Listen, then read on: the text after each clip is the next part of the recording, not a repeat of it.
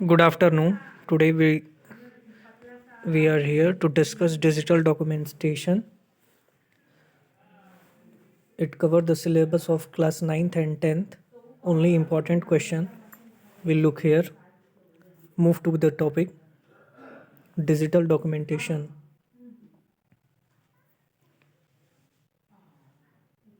First topic is style. What is style? It is a set of format that you can apply to the select pages, text, frame, and any other elements in your document to make it more effective. Using style, we can easily change the existing format looking appearance also. It means style. जब कोई भी open office में हम लोग document create करते हैं, ठीक है ना, तो वहाँ पे हम लोग क्या करते हैं, we apply style. And why we use style कि जो भी हमारे डॉक्यूमेंट हैं, ठीक है, वो more and more effective way में दिखें, ठीक है ना, वे ऑफ प्रेजेंटेशन.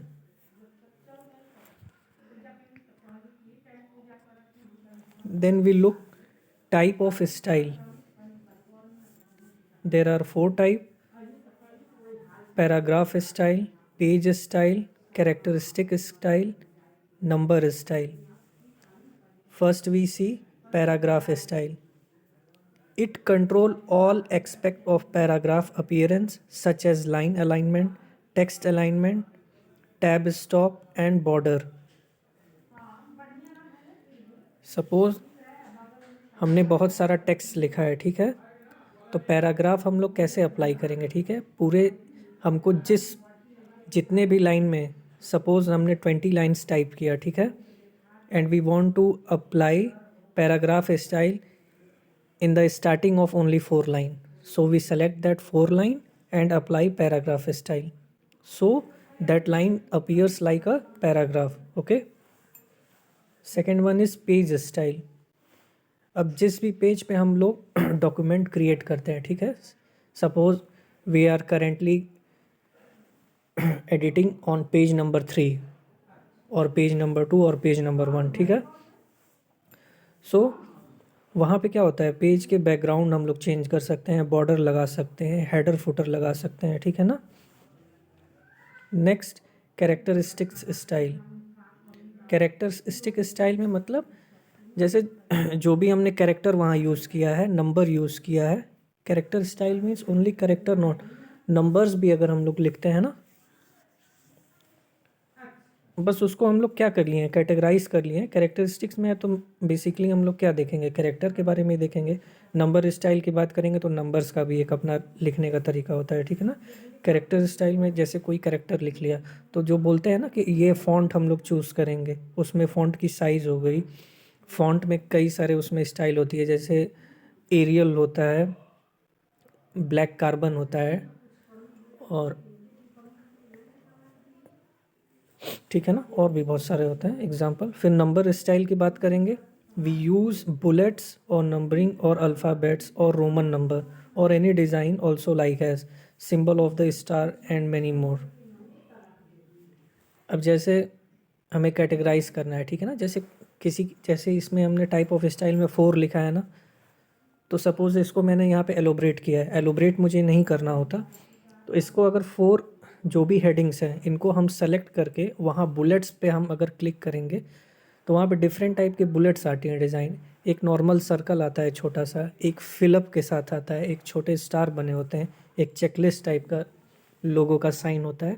तो ये सब नंबर स्टाइल में आ जाते हैं. रोमन नंबर यूज़ हो सकते हैं, अल्फ़ाबेट्स होते हैं, ठीक है.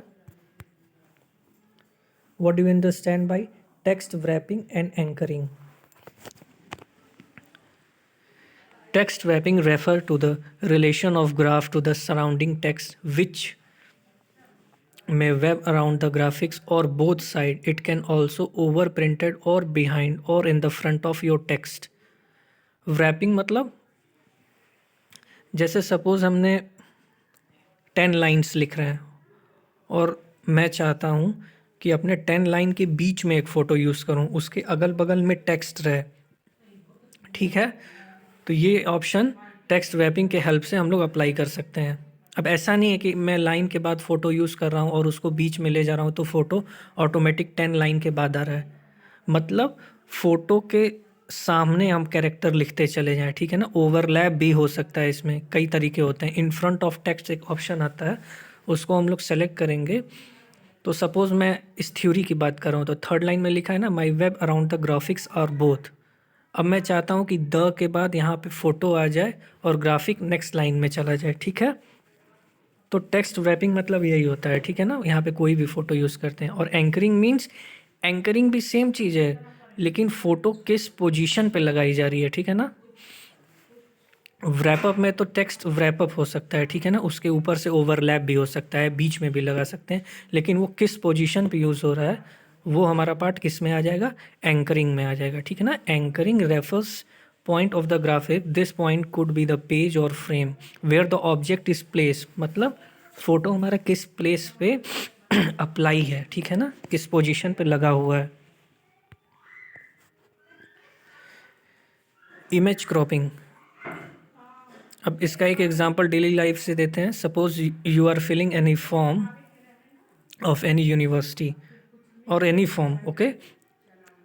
सो यू हैव सीन कि पिक्चर्स के कुछ वहाँ पे साइज़ क्या होते हैं, क्राइटेरिया में लिखे होते हैं कि 2 MB के होने चाहिए और इतने बाई इतने का, सपोज 10x50 सेंटीमीटर, इस तरह करके जो होते हैं उनके criteria.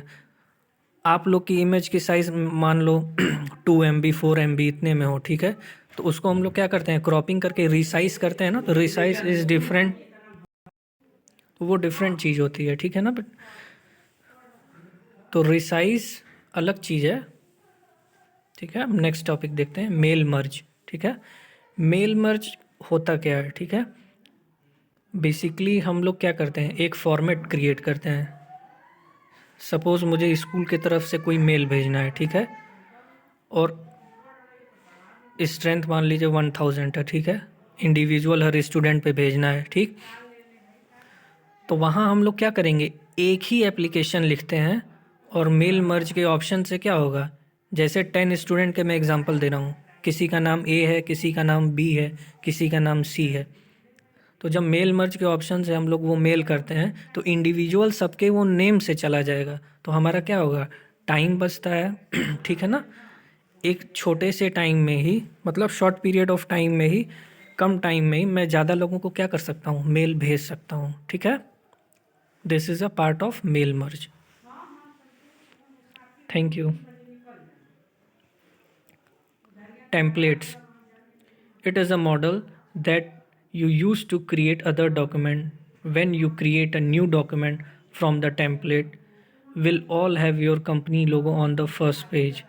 The main advantage of using template is the easy of updating style in one than more document. Another advantage is that is also save your time, okay। अब templates एक वो होता है, क्या कहते हैं, जैसे किसी चीज़ का भी एक मैंने क्या बना लिया, एक डिज़ाइन बना लिया, एक ओवरव्यू बना लिया। अब उसको मुझे मल्टीपल पेज पे अगर यूज़ करना हो तो उस टेम्पलेट को क्या करेंगे, हमें बार बार नहीं बनाना पड़ता है, ठीक है। एक मैंने क्या बना लिया, उसका डेमो टाइप का एक पेज बना लिया। सपोज़ मुझे फर्स्ट पेज पे यूज़ करना है तो उस टेम्पलेट को मैं वहाँ पे यूज़ कर लूँगा, ठीक है। Thank you class.